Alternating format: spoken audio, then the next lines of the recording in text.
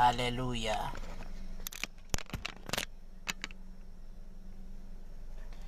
Amen. Karibu katika ibada hii. Karibu katika ibada ya leo.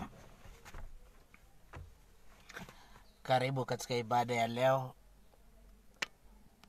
Amen. Karibu katika ibada ya leo. Naomba nijulishwe kama niko clear. Sauti iko sawa, unanipata vizuri. Naomba kuelezwa. Karibu sana katika kipindi hiki cha Sauti ya Neema, katika masaa haya ya neema, unayeletwa na mchungaji wako Pastor Peter Shama wa Greater Works International, Home of Signs and Wonders, pale Utawala. Amen. Karibu sana. Nataka uniambie kama unanipata vizuri. Namuona my daughter Jemima, leo umepatikana. Nataka kila mtu niambie kama unanipata vizuri.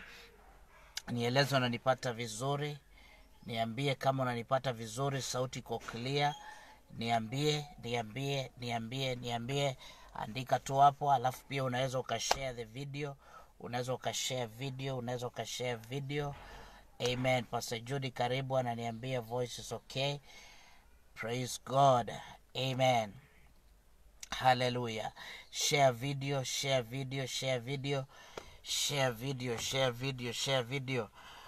Amen. Nataka hii namba iongezeke. Ili tukaweze kuanza share video. Masaa imefika. Share video please kwa groups, share kwa marafiki zako. The more una share, wale wako online watakuja. Leo tuna deal na kifungo cha akili. Amen. Mama ananiambia ananipata vizuri. Karibu sana mama. Hallelujah. Somebody share video ili tukaweze kuanza. Share video. Leo nina mambo mazito. Nina ufunuo wa ndani leo hii. Somebody, nataka ushare video kwa haraka. Ukishare nitajua umeshare video, maana naona. Hallelujah. Glory to Jesus. Share the video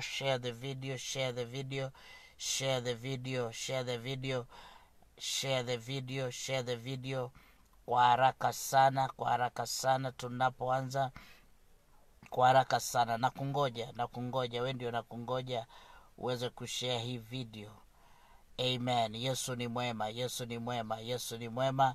Anaenda kutenda mambo makubwa. Baba uishie milele katika jina la Yesu. Tunapoanza ibada ya mchana wa leo katika haya masaa ya neema, ninaomba katika jina la Yesu Kristo, Bwana utatukuka, Bwana utainuliwa. Twaja mbele zako tukiungama dhambi zetu na makosa yetu. Tunaomba Bwana ukatusamehe, tunaomba Bwana ukatutakase, tunaomba Bwana ukatuoshe kwa damu yako. Tunaomba Bwana ukatusamehe. Bwana wacha leo hii tukakubalike machoni pako. Baba, tunapoanza ibada hii, Bwana ninaombea taifa letu. Naomba utaleta amani katika taifa hili. Tunakemea na kukataa roho zote za kiukabila. Ninakataa roho zote za kiuchawi katika nchi yetu. Ninakataa madhabahu ya kiuchawi katika ulingo wa kisiasa na katika serikali katika jina la Yesu Kristo. Kila madhabahu ya mila na tamaduni ninaikataa na kuibomoa kwa jina la Yesu Kristo. Baba, tunaomba madhabahu yako ikainuke katika nchi yetu. Tunakuinulia madhabahu Jehova, madhabahu ya kichwa chako na hofu yako katika nchi hii. Umesema ya kwamba Kenya ni nchi yako, na sio tu kwamba Bwana ni nchi yako, bali una mpango mzuri na nchi hii. Kuna makusudi unataka kutimiza kupitia nchi katika ulimwengu mzima. Baba, kumbuka ahadi yako katika nchi yetu.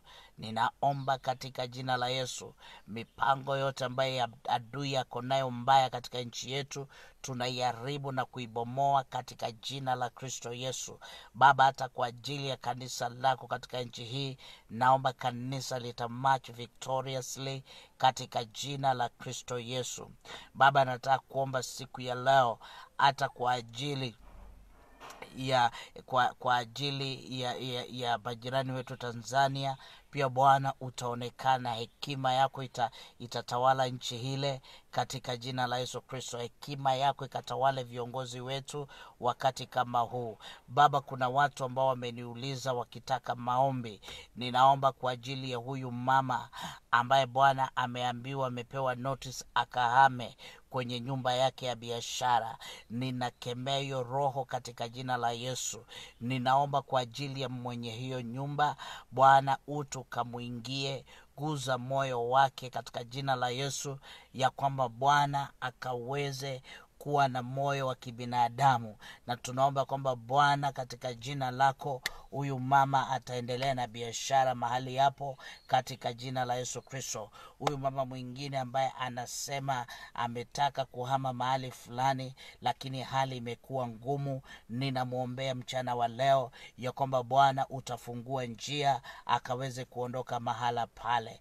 Ninaomba Jehova hata kwa ajili ya huyu ndugu ambaye ameniambia ya kwamba niombe kwa sababu ya mama yake ambaye Jehova na baba wanasumbuliwa na shida ya kidney. Kwa jina la Kristo Yesu ninawaombea ya kwamba Mungu utawaponya hiyo shida ya kidney ikaondoke kwa jina la Kristo Yesu. Baba, anybody ambaye ametuma akitaka maombi, kama huyu kijana ambaye ako Somaliland anadai pesa zake, ninaamuru pesa zake zitafunguka na atalipwa haki yake kwa jina la Yesu Kristo. Yeyote yule ambao Bwana amehitaji maombi na huenda sijataja, ninaomba utamuhudumia na utamguza popote alipo. Hata wanaonitazama Bwana, ninawaombea mchana wa leo, tunapojifunza kuhusu kifungo cha akili, Bwana utakomboa akili zetu.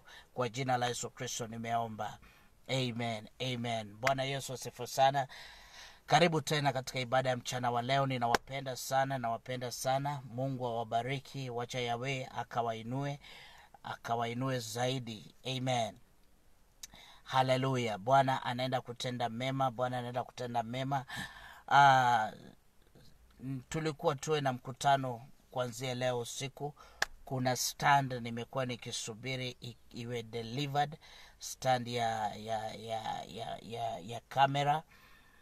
Maana kutumia laptop kwa nyumba, network iko low, iko very low, so siwezi tumia laptop maana network iko chini. Kama ni kwa simu iko sawa.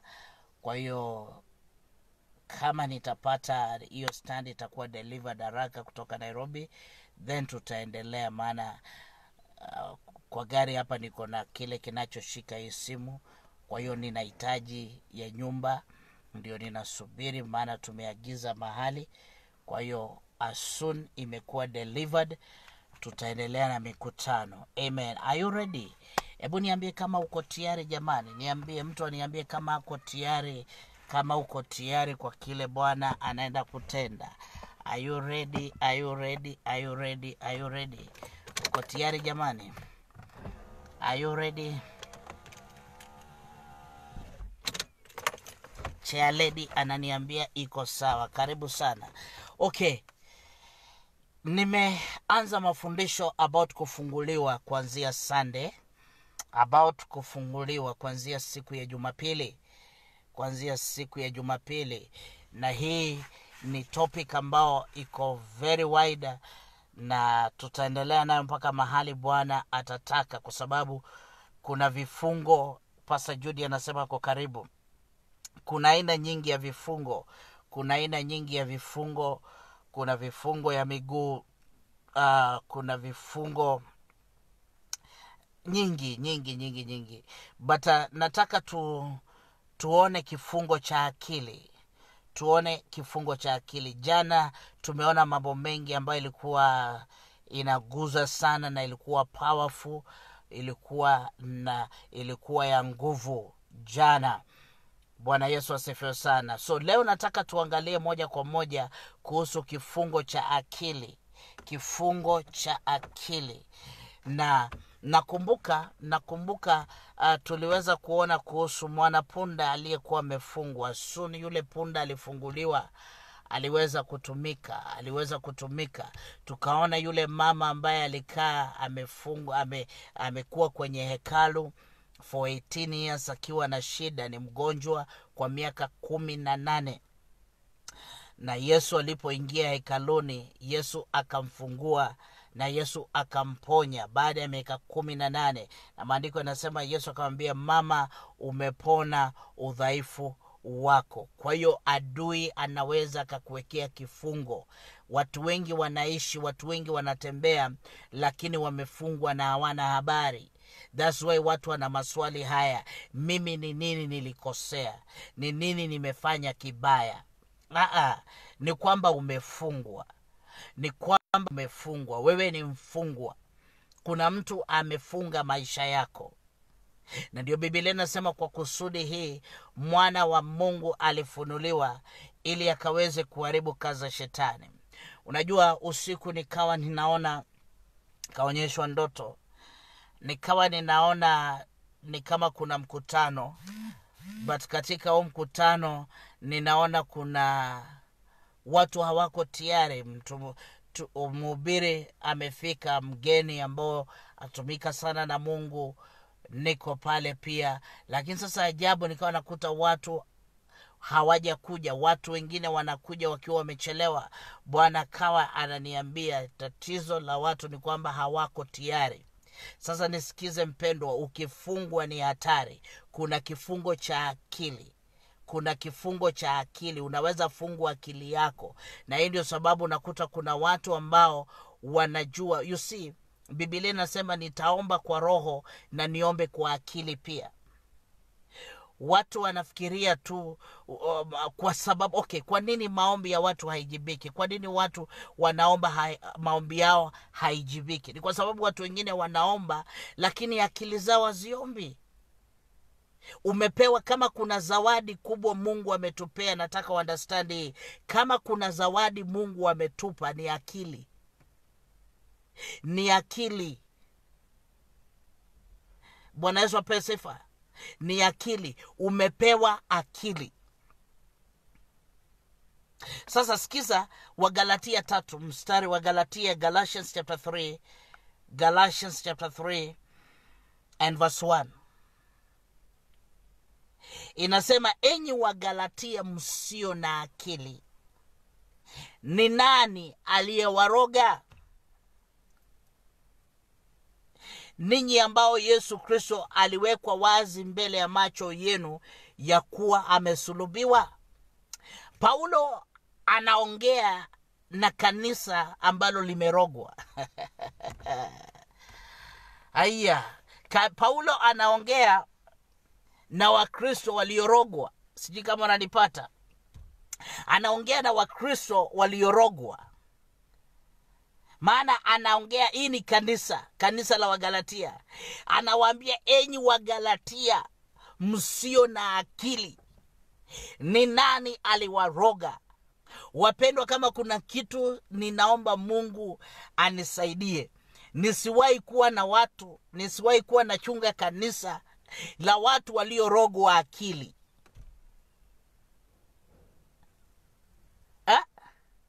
Watu waliorogwa akili. Ni hatari kuwa na watu kama hawa kuliko korona.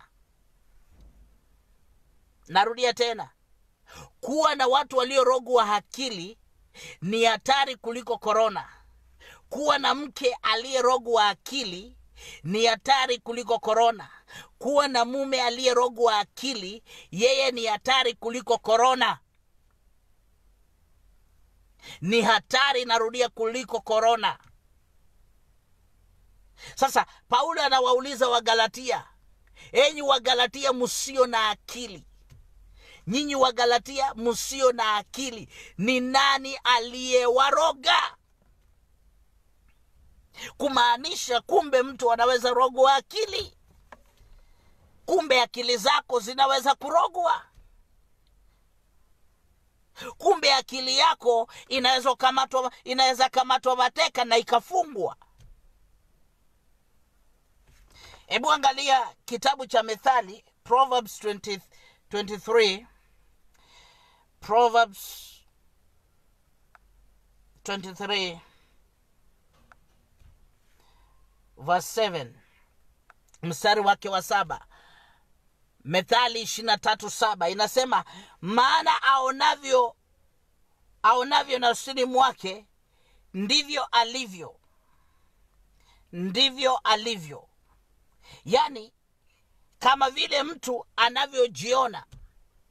Kiingereza natumia kama vile mtu anavyofikiria moyoni mwake ndivyo alivyo. Kuna nguvu kwa akili. Kuna nguvu kwa akili. Na hii ndio sababu kuna huyu mbwa ambaye aliokoa mtoto. Amepata mtoto wa mwanadamu, mwanamke ama msichana ama binti ambaye alikuwa anaona yeye ana akili. Anaenda anatoa mimba, then anaenda anatupa yule mtoto msituni. Sasa mbwa ambaye ni mnyama ameenda kutafutia watoto wake chakula, anakuja anapatana na mtoto wa mwanadamu. Sasa huyu mbwa badala aendelee kutafutia watoto wake chakula, alifanya nini? Alimchukua mtoto yule wa binadamu, na mbwa akaenda akamweka kwa mlango wa mtu. Ile ilikuwa message strong ambayo mbwa alikuwa anapitisha. Akapeleka yule mtoto. Kwa lugha nyingine alikuwa anaambia huyu mtu ambaye ndio mwenye mbwa, nyinyi wanadamu hamuna akili. Yani mbwa anajua huyu sio mtoto wa mbwa, ni mtoto wa binadamu. Lakini ametumia akili zaidi ya mwanadamu. Badala amuache hapo, anamchukua anampeleka kwa binadamu. Anampeleka kwa mwanadamu. Sasa huyu mwanadada ambaye ndiye aliyetupa mtoto pale, leo hii ule mtoto ni mkubwa. Ni mtoto mkubwa leo hii. Sasa kati ya huyu mbwa na yule mwanadada, nani hana akili? Nani hana akili? Haleluya. Nani hana akili? Angalia, nasemaga hii mara mingi. Mbwa ama paka anaweza kojoa na akafunika mkojo wake. Lakini mwanadamu utapita pale barabarani tu unakojoa tu, na unaondoka unaenda. Unajua hapa kabisa ni barabarani. Kile unachofanya, unaenda haja kubwa hapo. Unaenda haja kubwa. Unakunia kwa barabara.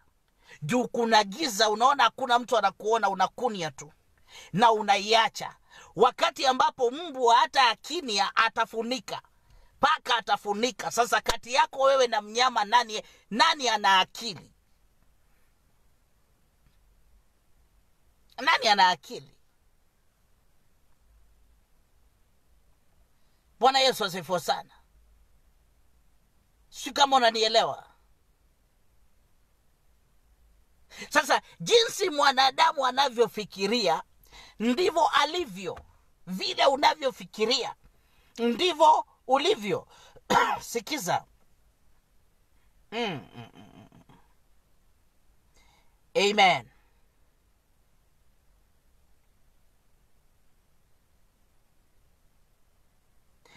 Jinsi unavyofikiria ndivyo ulivyo. Kuna nguvu katika mawazo. Mungu ametupea mawazo, ametupea akili. Nataka uelewe hii. Mwanadamu ni roho, Human beings are spirits. Wanadamu ni roho, wako na soul, nafsi ama utashi, lakini wanaishi katika mwili, wanaishi ndani ya mwili. Sasa ile soul, nafsi, ndio mawazo ipo pale, ndipo maamuzi yanafanyikia. Sasa nataka twende unielewe vizuri sana. Tusome kitabu cha Zaburi 147. Natumai unaandika. Zaburi 147.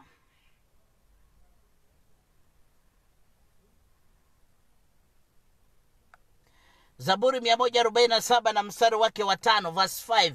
Psalms 147 verse 5 inasema hivi: Bwana wetu ni mkuu na mwingi wa nguvu, akili zake hazina mipaka. Sikiza hii. Bwana wetu ni mkuu na mwingi wa nguvu, akili zake hazina mpaka. Kumbe Mungu ana akili. Kumbe Mungu ana akili, na akili ya Mungu haina mpaka. Akili ya Mungu haina mpaka. Mungu sijui kama kuna mtu anaelewa hii. Mungu ni mkuu, ni mwingi wa nguvu. Akili za Mungu hazina mipaka. Sasa kumbe Mungu wetu hana mipaka. Bwana Yesu asifiwe sana. Mungu wetu hana mipaka. Unaweza ukampata mtu, unaweza ona mtu anatembea, ukamuona ako sawa, ukaona amevaa vizuri, mwanaume ako sawa, mama ako sawa, lakini ukweli ukimwangalia na macho ya kiroho, utakuta huyu mtu akili zake zina shida. Haleluya. Ndio maana utakuta watu wengi anatembea, anaongea, anajiongelesha mwenyewe. Shida ni nini? Ndiye amevaa vizuri, lakini ana tatizo. Kuna tatizo kwenye akili yake. Kuna kitu inamsumbua kwenye akili, ambaye imefika mahali inamfanya anaanza kujiongelesha hata akitembea. Sasa nataka unipate vizuri sana. Tumepewa akili, ila baadhi ya vitu ambazo tunahitaji tuzipate kwenye akili. Sikiza hii. Tumepewa akili ili baadhi ya vitu tuzipate kwa kutumia akili zetu. Mungu ametupea akili ili baadhi ya vitu unahitaji uipate kupitia akili. Na ndio maana Paulo anasema hii: nitaomba kwa roho na niombe kwa akili pia. Kwa hiyo kama akili sio ya maana, Paulo hapaswi kuongeza hapa akili katika maombi ya rohoni. Kwa nini akili inawekwa? Ni kwa sababu unapaswa kuomba na ufahamu.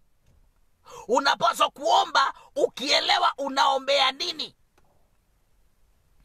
Hii ndio sababu watu wengi, nimekutana na ndugu akisema ameenda fasting ya 72 days mpaka akafukuzwa prayer center, but ukiangalia maisha yake bado ni shida mpaka wa leo.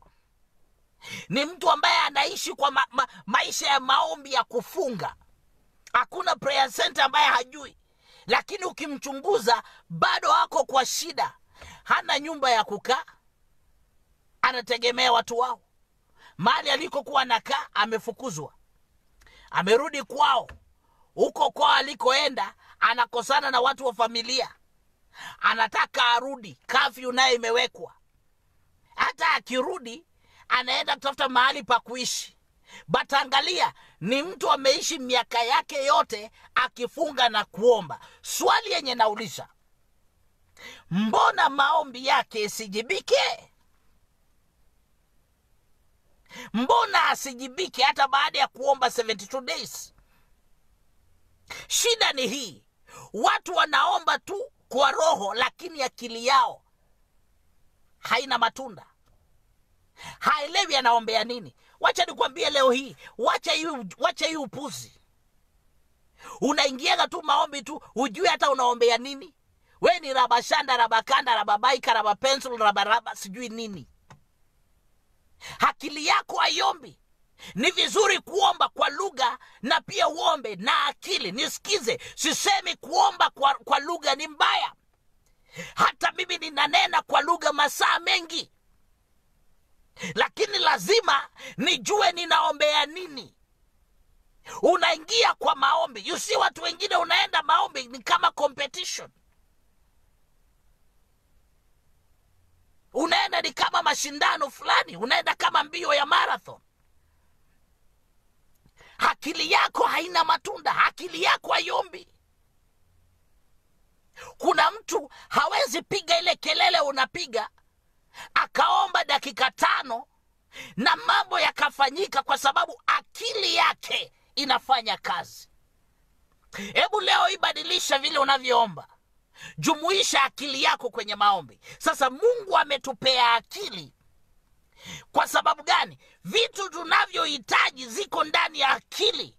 Huyu ndugu angelijua pia kutumia akili, angelijua kutumia akili, dada yangu, angekuwa naona matokeo ya maombi.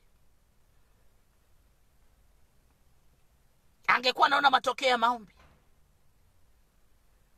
Sasa vitu tunavyohitaji, Mungu ameweka jawabu kwenye akili zetu. Kama Mungu ana akili na akili zake hazina mipaka, sidhani aliumba watu ambaye hawana akili.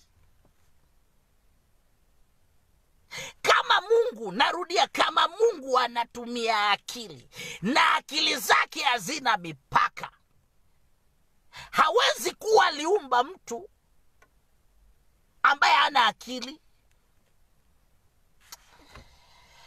Watu wanipate. Unanielewa kweli?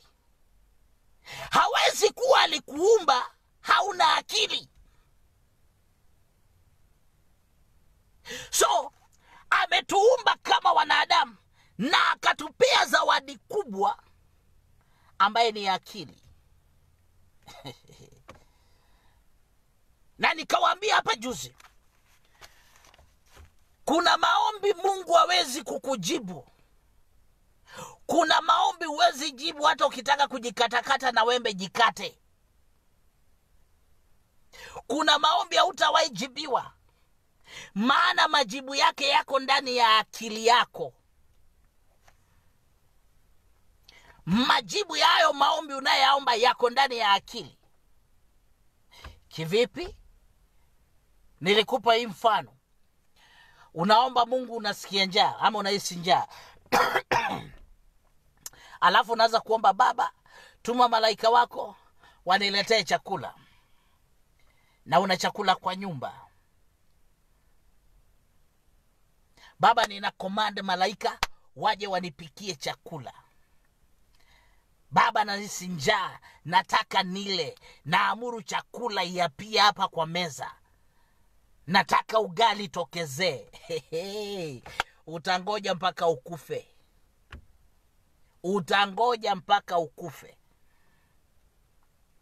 Wakati kama hata Mungu anakuona mshenzi kabisa, hawezi jibu hiyo maombi. Maana matokeo, jawabu ya hiyo maombi ya kwe kuhisi njaa ni kwamba enda jikoni, enda upike ugali ule. Hakuna malaika atakuja kukupikia. Baba, nasikia njaa, rama kanda la baboria, katika jina la Yesu naamuru chakula ikajipike. Naamuru kwa jina la Yesu, by fire by thunder, chakula ikaive. Na hakuna kitu umeweka kwa sufuria. Nakwambia utakufa njaa. Na Mungu anakuangalia tu. Nini inatakana hapo? Majibu ya ile njaa unahisi ni iko kwenye akili. Tumia akili yako. Nitafanya nini? Niende niwashe jiko nipike? Tumia akili yako. Ni nini utapika? tumia akili yako, utakula nini? Bwana Yesu asifiwe sana.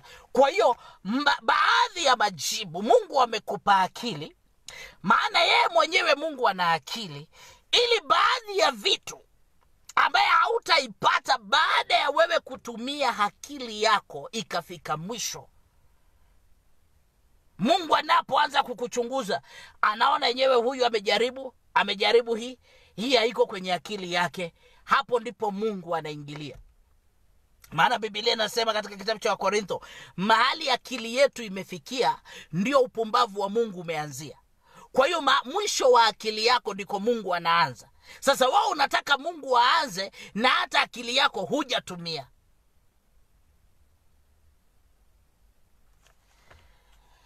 Oh my God. Sijui kama unanielewa. Bwana Yesu asifiwe sana. Kuna vitu Mungu hataki uombe, maana majibu yako kwenye akili yako. Kuna vitu Mungu hataki uombe, anataka utumie akili yako. So shetani anakufunga akili ili kwamba vitu ungepata kwa kutumia akili usizipate. Na maanisha nini? Shetani anakufunga akili ili kama kuna vitu ungepata kwa kutumia akili yako usipate. Bwana Yesu asifiwe sana. Hebu angalia, uko kwako kwa nyumba, uko na TV,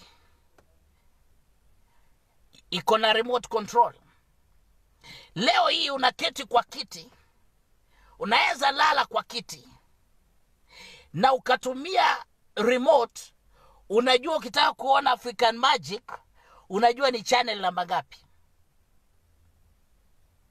Kama sasa mimi nikitaka kuona African channel, hiyo African movie, nafinya number 230. 230 kwa akili tu najua 230 nitaona hizo sinema za Nigerians. Nikitaka kuona maybe TB Joshua, ninajua ni number 874, ninafinya. Sasa angalia hii.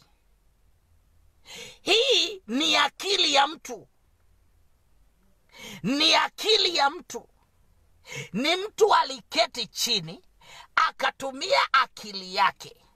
Akaona badala ya watu kuwa wanaenda pale kwenye screen na kubadilisha, unazungusha. Wale waliona TV za ilikuwa inaitwa Great Wall. Unazungusha, una search kama radio zile za kitambo, una search. Akaona wacha nirahisishie watu. Alitumia akili, akajua nikifanya hivi na hivi na hivi, huyu mwanadamu ataketi, atakuwa naona TV akiwa amekaa, atakuwa anawasha TV akiwa ameketi, anabadilisha channels akiwa ameketi bila kusumbuka. Alitumia akili yake. Na sasa angalia, kwa kutumia akili yake anaingiza pesa. Wao unasema nimenunua TV ya remote nimenunua TV ya remote. But kuna mtu akili yake ndiye inafanya kazi, sio yako. Akili yake inampa pesa. Uliponunua simu ya inaitwa touch screen, hii ni akili ya mtu. Alijua nikitengeneza simu hapa kwenye screen, watu wakifinya badala ya ile ya kitambo, wawe tu anaguza, nitarahisishia huyu mtu mawasiliano. Na kila mtu leo hii akakimbia kwa touch screen. So ukionekana na kabambe, wanajua ya kwamba wewe ulibambwa, ulikamatwa, maisha yalikukamata. Ni akili ya mtu. Na watu wakakimbia kwenda kununua. Akili yake leo hii yampa pesa. Angalia wadada wale ambao mnasuka nywele. Kuna mtu alitumia akili, akaketi akaja na kitu inaitwa human hair. Akaona nikiingiza hii kwa soko, wamama watakimbilia, na wanapoweka hii kwa kichwa chao itaonekana ni natural hair. Alitumia akili. Alitumia akili. Wewe unatumia nini? Akili zako ziko wapi? Kuna maombi hautajibiwa mpaka siku utaanza kutumia akili yako.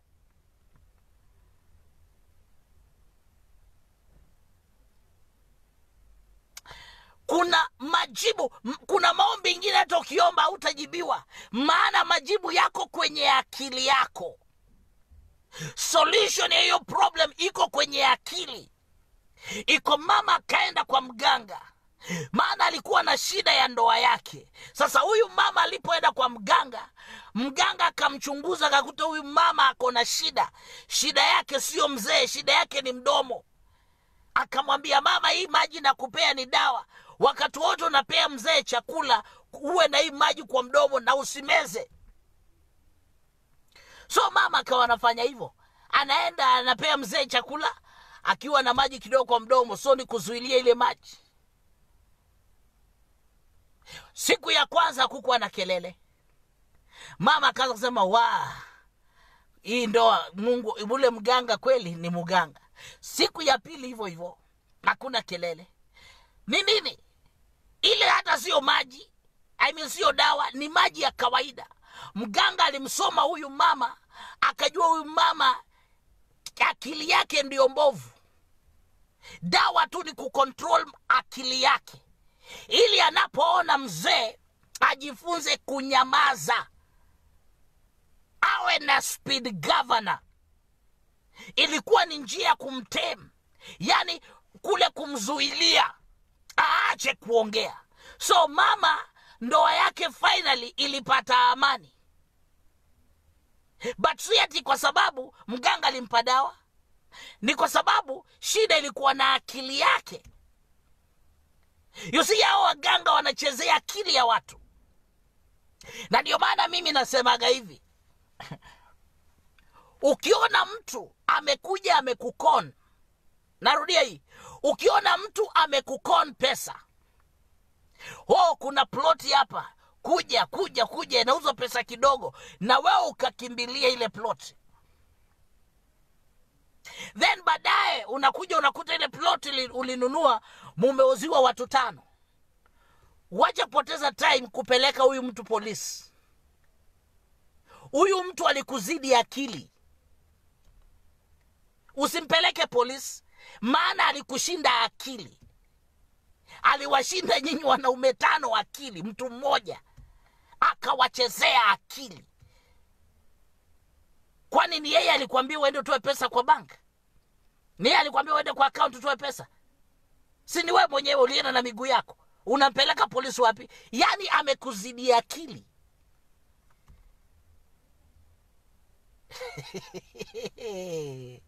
Ati unatumiwa message, tafadhali nirudishie hiyo pesa nimetuma kwa simu yako kimakosa. Na wao unakuja kugutuka, umetuma zile 5,000 zilikuwa message imetumwa na unatuma zako. Baadaye ndio unakuja kutambua umedanganywa. Alafu unaanza kukimbizana na yule mtu. Hakuna haja ya kukimbizana naye. Alikuzidi akili. Alitumia akili yake ndiye apate pesa. Akili yako iko na kasoro. Kitu cha kwanza ungechunguza ile message. Chunguza. Sio watu wengine wanaona pesa tu, message ya M-Pesa, na uchunguzi ukweli wa ile, hata ile namba imetumika. Alafu pia badala hata uende uangalie balance yako ni pesa ngapi, kama kweli kuna pesa, wewe already ushatuma. Mtu anakuambia, anakupigia, anakuambia uko na pesa ngapi, balance yako ya M-Pesa ni ngapi, na wewe unamwambia, then anakuambia finya hii namba, finya hii namba, finya. Unakuja unashukia umeibiwa, then unataka upeleke huyu mtu polisi. Unafanya kazi ya bure. Alikushinda akili, amekuzidi akili. Amekuzidi akili. Watu wanashindwa leo Dadia anaongea nini? Akili. Kuna watu wanaishi kutumia akili. Bwana Yesu apewe sifa. So shetani anakufunga akili ili kwamba vitu ungepata kwa kutumia akili usiwahi pata.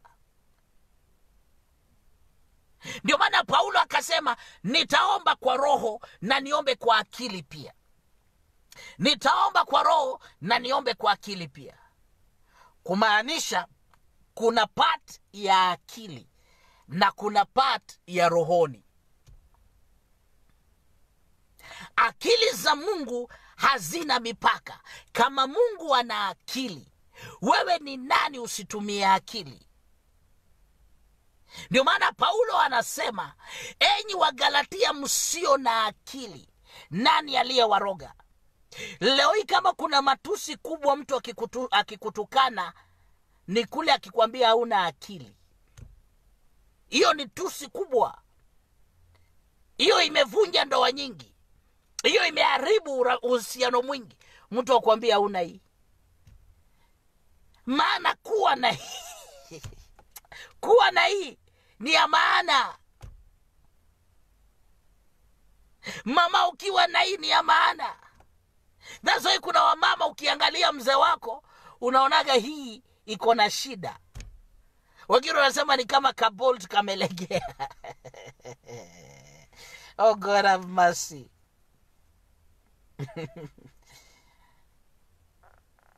Kuna mtu ukijiangalia leo hii utatambua ya kwamba akili ulio nayo sio yako. Jichunguze vizuri, utakuta akili yenye uko nayo leo sio hii.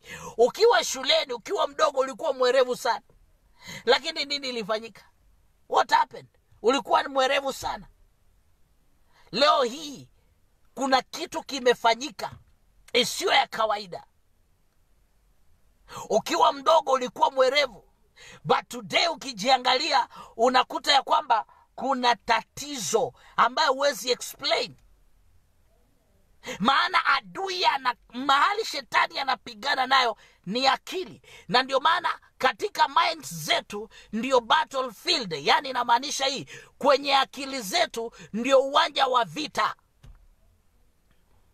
Ndipo kuna vita baina ya mambo ya kiroho na mambo ya kimwili.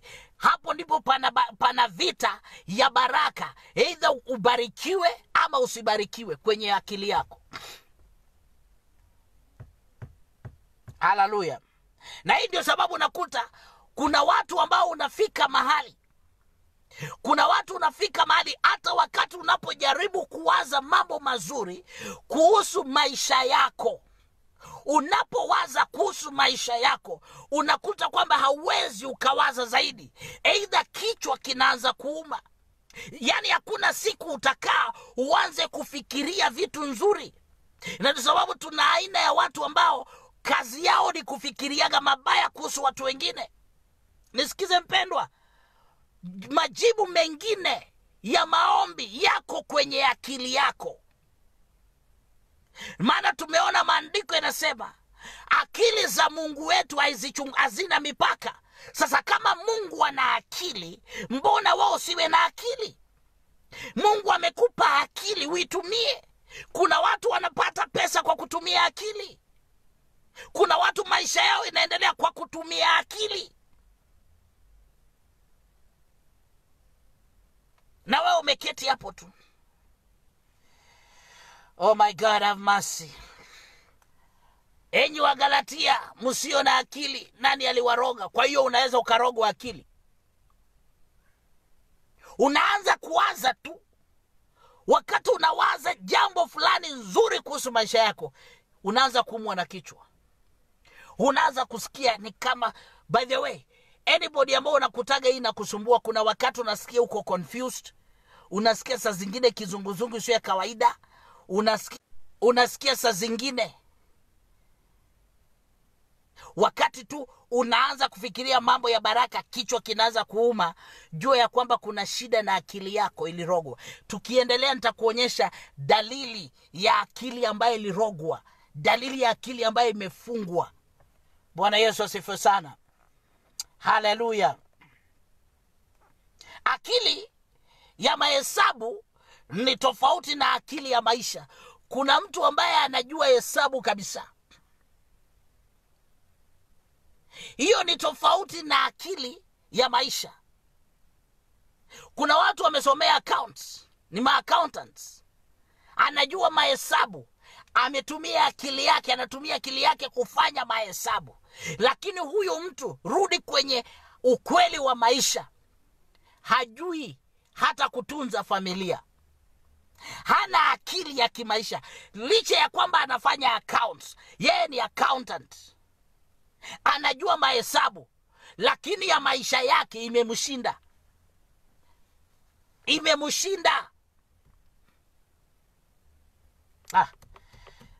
Bwana Yesu asifiwe sana. Ya maisha imemshinda. So hiyo ya mahesabu ni tofauti na akili inayoongelea ya maisha. Na hiyo ndio sababu unakuta mtu ndiye amesoma, lakini ile akili ya kutunza familia hana. Unakuta kwa nyumba ya mtu ameweka picha yake, degree yake, masters pale, ameweka hizo certificates kwa ukuta. Unaingia na kwambia yeye alipata akiwa Canada, yeye alisomea, aligraduate akiwa UK, akiwa US. Lakini licha ya kwamba ako na certificates, huyu mtu ana akili ya kukaa na familia. Hana akili huyo mwanaume. Akili ndiye ana ya kuishi na mke. Hiyo akili ya kutunza jamii hana. Na ndio ukisoma kitabu cha First Peter chapter 3 and verse 7, Petero wa kwanza 3:7, inasema kadhalika ninyi waume kaeni na wake zenu kwa akili. Kaeni na wake zenu kwa akili. Kumaanisha kumbe waume wengi hawana akili ya kukaa na wake zao. Always utaonaga makosa ya yule mama, utaona ubaya wa yule mama. Shida ni wewe hauna akili ya kukaa naye. Biblia inasema First Peter chapter 3 and verse 7 ya kwamba ninyi waume kadhalika kaeni na wake zenu na akili.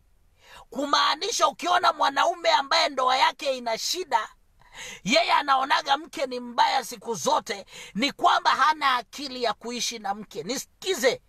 Nisikize vizuri, wanaume hapo nje, munisikize.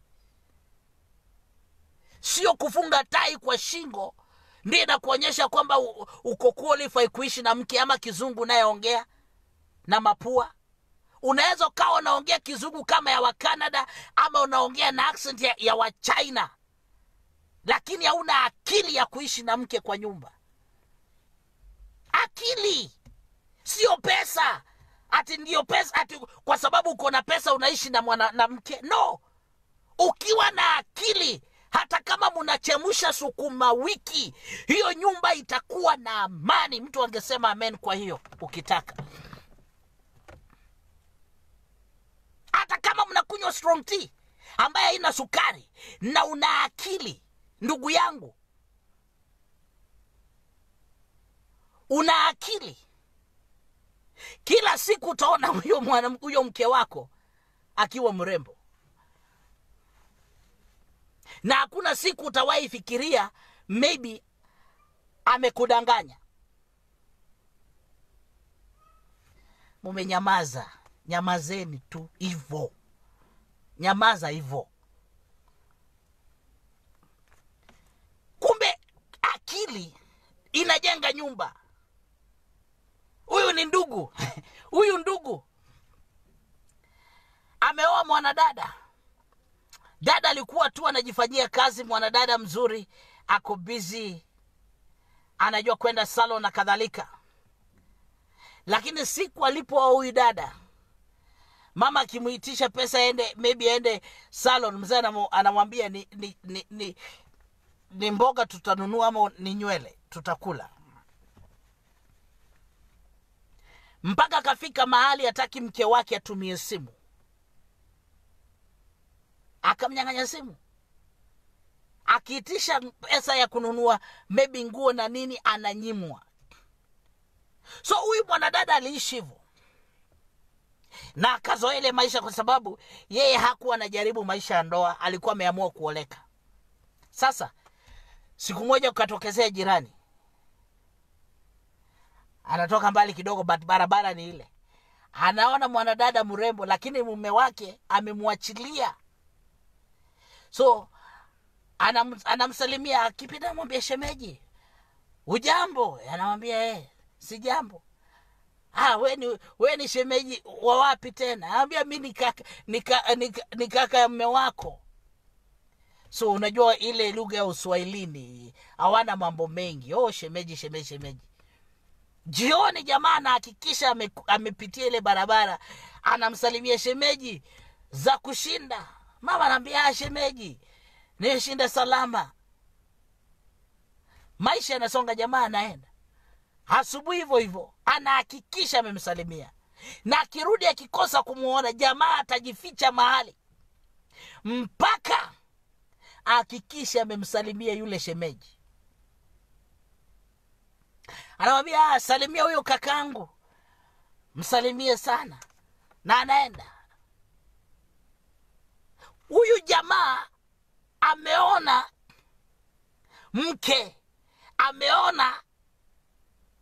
mke aliyetelekezwa, ameachiliwa. Jamaa akiangalia anaona huyu ni mke nikimpata. So siku moja jamaa akasema huyu shemeji lazima nimsalimie na mkono. Akapita tu asubuhi akamsalimu, shemeji, za kuamka. Mzee huwa anaenda kazi mapema, kwa hiyo ajui nini inaendelea. Akamsalimia, akaongea na jamaa, akaenda. Jioni kurudi, akahakikisha amemsalimia tena. Jamaa akaingia kwa wallet, akatoa pesa 5,000 akampa. Akamwambia shemeji, hii nenda kanunue unga. Mama anambia hapana. Anamwambia ni mimi shemeji yako, nimekupa. Kwa hiyo mzee hata akikuuliza mwambie ni shemeji. So mama akachukua. Kumbuka kuchukua ile pesa, tayari ameshaingia kwenye, mnasema box. Ashaingia. Siku iliyofuata jamaa akamsalimia, akamwambia shemeji, naomba unipe namba yako ya simu. Mama akamwambia mimi si ati nini, hauna simu? Shemeji, mbona kakaangu anakuachilia namna hiyo? Mbona hakujali? Jamaa akaingia kwa mfuko, akachomoa 1,000 zingine 3 akampa. Akamwambia kwanza shemeji, masaa ingine enda pale kwenye salon tengenezwe nywele. Mama akashtuka, kwa sababu hata mume wake hajawahi mpa pesa kama hiyo. Akiongeza zile 5,000 alipewa jana, kwisha. So mama anamwambia unajua shemeji ataleta shida. Anaambia hapana, kakangu akikuuliza mwambie ni shemeji yako. Kumbuka mwenye analeta hii shida ni nani? Ni mume, aliachilia mke. So this guy jioni akapita mahali akanunua iPhone na laini. No, alimletea simu. Kufika akamwambia shemeji, shika hii, nimekuletea hii simu. Mama akajaribu kukataa, akamwambia hapana. Akamwambia mume wangu ataleta shida. Akamwambia hapana, wewe ukiulizwa wewe mwambie mmoja, ule dada yako fulani ndiye amekutumia. Na kila kitu ikaingiana. Jamaa anatumia nini? Akili yake. Maana hapa kuna mwanaume aliyekosa kutumia akili, kukaa na mke wake na akili. Wakati mama amechukua, yule jamaa akatoa 2,000 akampa, akamwambia na hii enda ununue laini. Na mama akaenda kununua laini. Kesho jamaa akienda kazini akamuuliza ulinunua laini? Akamwambia naomba namba. Akampa namba. Sasa guess nini ilifanyika? Mawasiliano yakaanza. Siku moja huyu jamaa akamwalika kwake, na akaenda, the lady akaenda. Uhusiano ukaingia hatua nyingine. Sasa hawakuwa tena mashemeji, akawa mchumba wake. Mzee akiendaga kazi amekimbia kule, ameenda kwa ule mwanadada, kwa ule jamaa. Jamaa akamweka huyu mwanadada vizuri. Sasa wakafika mahali jamaa akachora mchoro, akamwambia shemeji, mimi nimekupenda, nataka nikuoe. Sijapenda maisha ambaye ule mume wako sasa sio shemeji tena, maisha yenye ule mume wako wa kitambo alikuwa amekuweka. Sasa nataka nikupeleke mahali, nataka nikuhamishe, nikupeleke mahali. Mama akajaribu kukataa, juu bado anapenda ule mume wake, naye hapa amependa huyu. Ile upendo anapata kwa huyu ni ya dhati kuliko ya mme. So baadaye akakubali, akamwambia okay, ni sawa. Sasa akamwambia kile utafanya ni rahisi. Wewe kesho asubuhi mume akiondoka, acha simu, acha ufunguo, usibebe chochote kwa hiyo nyumba. Usibebe chochote isipokuwa documents zako. Na ndivyo walifanya. Na the lady akachukuliwa, akaambiwa ninaenda kukuweka mahali utakaa kwa miezi 3. 3 months. Nitakuweka mahali miezi ngapi? 3. Na kwa hii miezi 3 hautaongea na mtu yoyote kwa simu. Hautapigia mtu simu ila mimi tu. Na wakaelewana. Jamaa akamchukua the lady, akaenda akamweka kwa hoteli ya kifahari, maana jamaa alikuwa na pesa. You see, anatumia nini? Akili. Yule mume yeye aliona kuna mke kwa nyumba, akaanza kudharau mke wake. Na ndio maana naambiaga wanaume hivi, huyo mke unayemdharau, unamuona leo amechapa, unamuona sio mzuri, kuna watu hapa nje wakimuona wanaona akipata huyo mama amepata mke, na wewe unaonaga sio huyo mke wako amechapa. Nisikize wandugu, tengeneza mke wako, valisha mke wako, safisha mke wako, mpe mke wako pesa. Sasa akaenda akawekwa kwa hoteli, na aliambiwa hata siongee na watu wao. Baada watu wao wamemtafuta, jamaa ametafuta, ameenda kuriport police station. Mwisho kabisa waka give up, wakasema labda kama ako hai atarudi tu, kama amekufa basi tutapata mwili wake tuzike, ama labda amezikwa tutapata habari, na hiyo story kaisha. Unajua nini? Mwanamke alitengenezwa na jamaa. Sasa siku moja wanaondoka, jamaa alikuwa anaenda na gari aina ya V8. Wanaondoka, wanaenda starehe. Jamaa akienda kumuonyesha huyu dada nyumba yenye amenunua, mahali wanaanzia maisha. Wakiwa wanaenda, okay, wametoka wanaingia kwenye supermarket, wameshikana mikono. Mama akamuona mume wake yule wa kitambo, akaambia jamaa, mume wangu ndio yule. Akaanza kutetemeka. Jamaa ashamuona. Akitaka kutoroka, huyu jamaa akamwambia usitoroke, niko hapa nikulinde, tulia.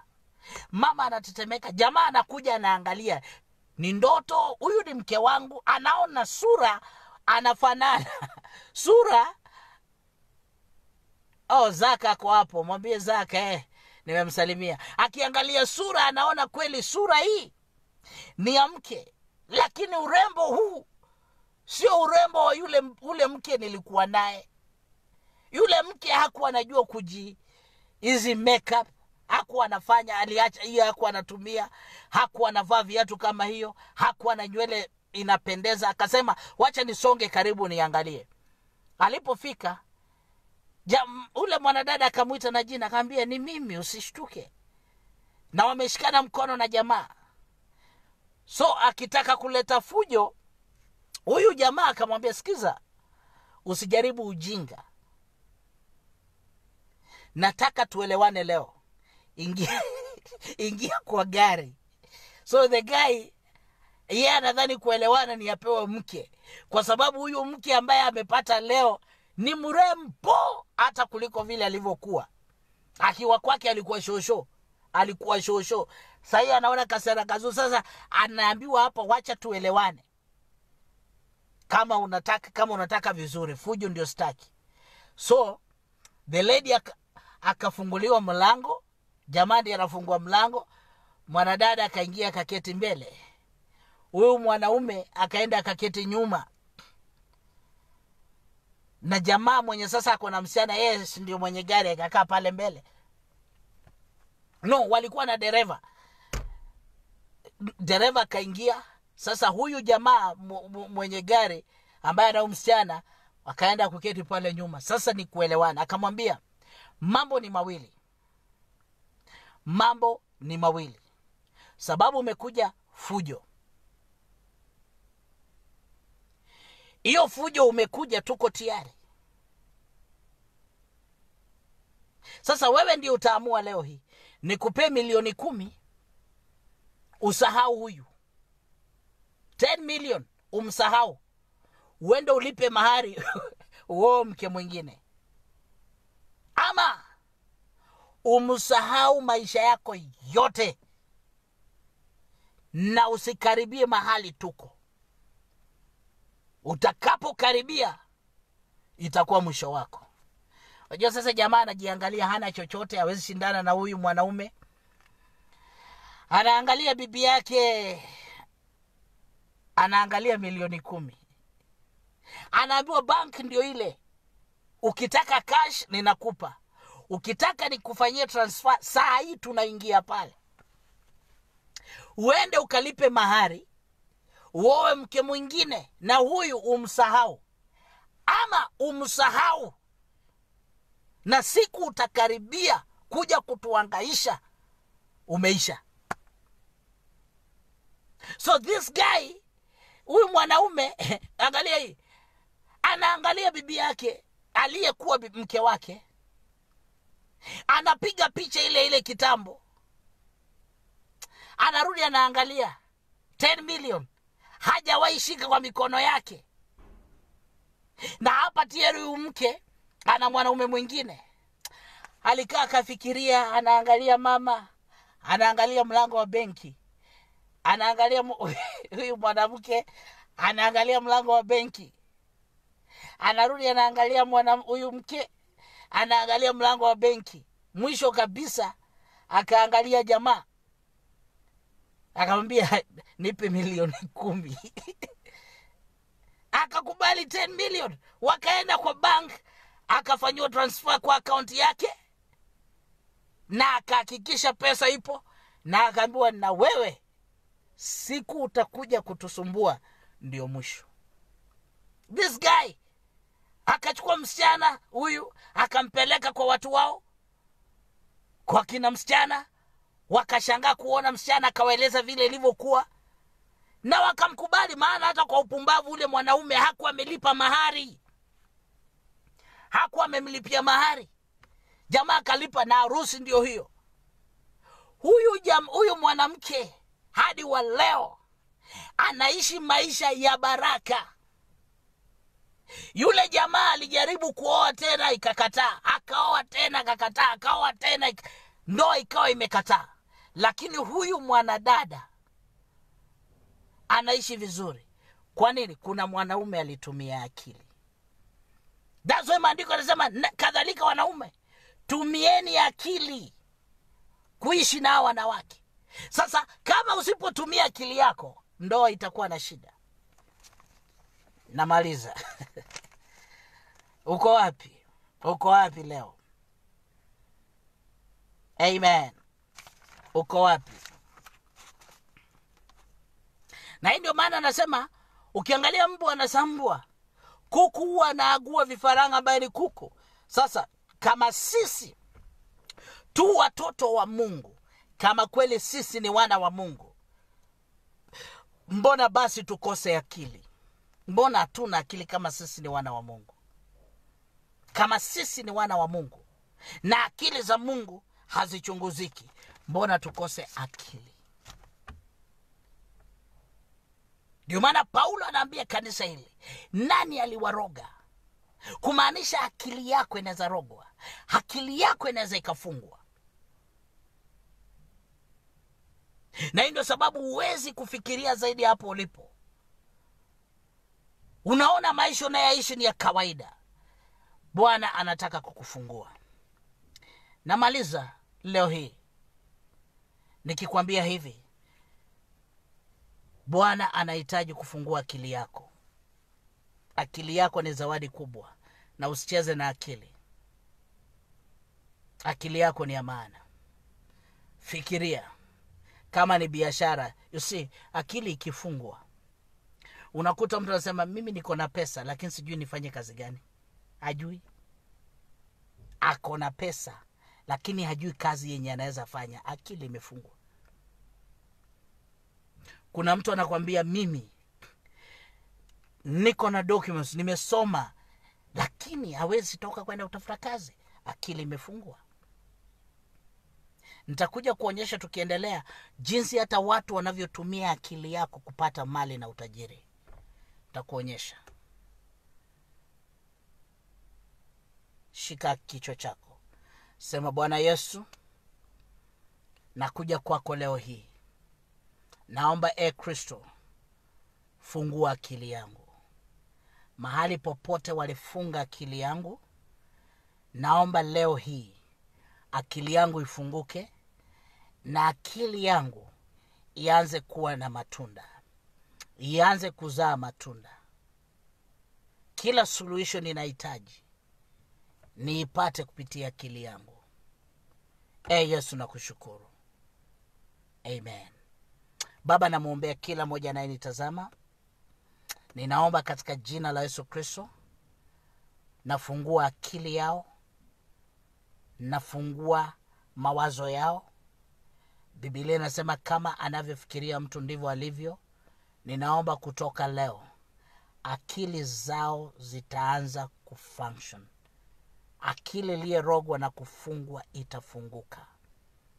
Akili iliyokamatwa mateka itaachiliwa katika jina la Yesu Kristo. Baba, ninaombea hitaji ya kila mmoja anayenitazama, ukawabariki, ukawainue. Pokea heshima, pokea utukufu. Kwa jina la Yesu nimeomba. Amen. Barikiwe sana. Kesho tunaingia part 2 ya akili. Najua kuna kitu umepata, kuna ufunuo umepata. Si Mungu akubariki. Jehova akutendee mema. Ninawapenda sana. Acha tukutane kesho masaa ya 7:30 na Jehova atawabariki. Barikiwe sana sana sana sana. Amen. God bless you. God bless you. God bless you. Tuseme the grace. Tuseme the grace. And may the grace of our Lord Jesus Christ and the love of God, the fellowship of the Holy Spirit be with us now and forevermore. Amen. Barikiwa.